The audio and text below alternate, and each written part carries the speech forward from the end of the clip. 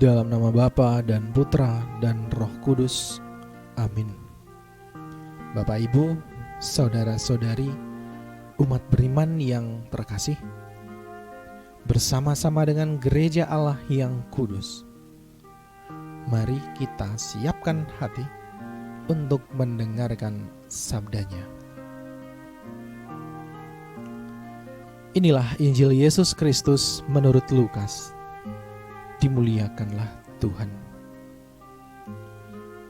Pada suatu ketika, Yesus bersabda kepada murid-muridnya, "Sebagaimana halnya pada zaman Nuh, demikian pula kelak pada hari Anak Manusia.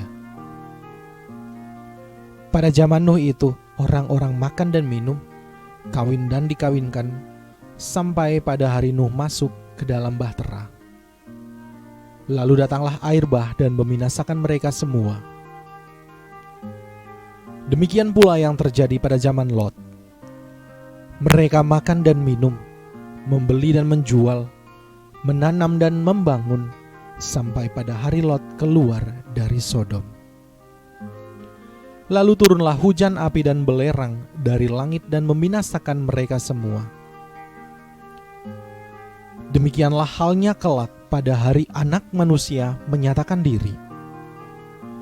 Pada hari itu, barang siapa sedang ada di peranginan di atas rumah, janganlah ia turun untuk mengambil barang-barang di dalam rumah. Demikian pula yang sedang berada di ladang, janganlah ia pulang. Ingatlah akan istri Lot. Barang siapa berusaha memelihara nyawanya, ia akan kehilangan nyawanya. Dan barang siapa kehilangan nyawanya, ia akan menyelamatkannya. Aku berkata kepadamu, pada malam itu, kalau ada dua orang di atas ranjang, yang satu akan dibawa dan yang lain ditinggalkan. Kalau ada dua orang wanita yang sedang bersama-sama mengilang, yang seorang akan dibawa dan yang lain akan ditinggalkan. Kalau ada dua orang di ladang, yang seorang akan dibawa dan yang lain akan ditinggalkan."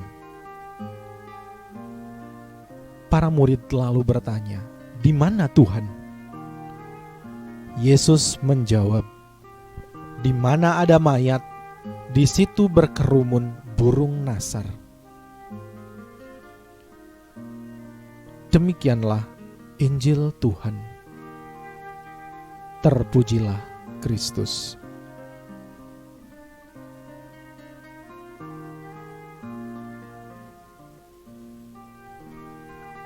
Barang siapa berusaha memelihara nyawanya, ia akan kehilangan nyawanya. Dan barang siapa kehilangan nyawanya, ia akan menyelamatkannya. Bapak, Ibu, saudara-saudari yang terkasih,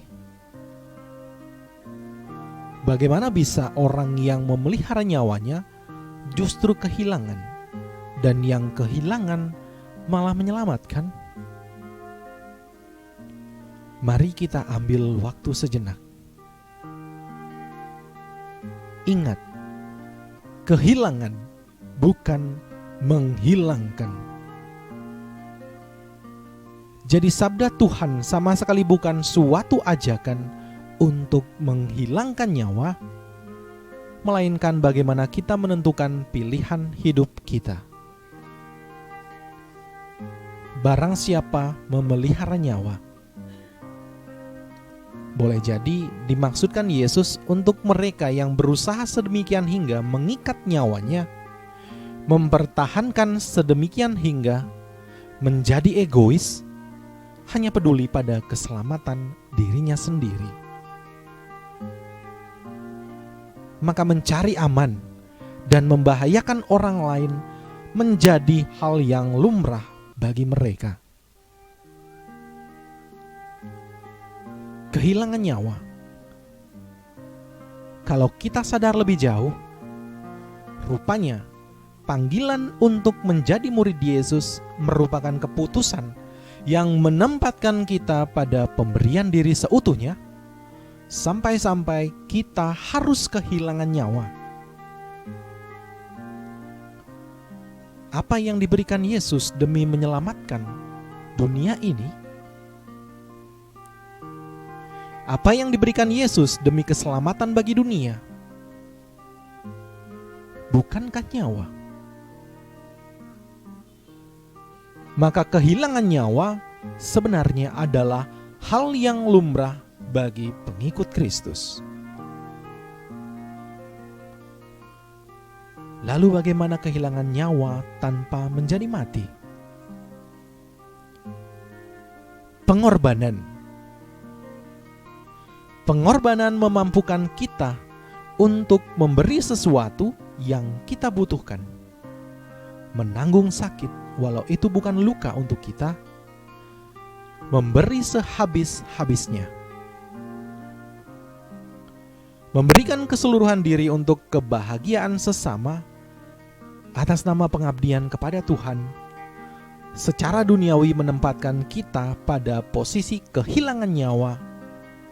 Namun sesungguhnya kita mengusahakan keselamatan jiwa di hadapan Allah. Semoga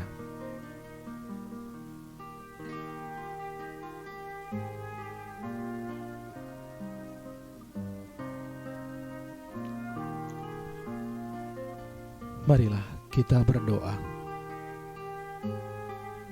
Allah Bapa dalam surga, hidup kami seutuhnya adalah milik-Mu. Semoga kami senantiasa dapat menempatkan hidup kami di dalam tangan-Mu. Lepaskanlah kami dari segala ikatan kenikmatan dan kesenangan duniawi, dan ajarlah kami untuk mengusahakan keselamatan jiwa dengan melakukan kehendak-Mu, demi Kristus Tuhan dan pengantara kami. Amin.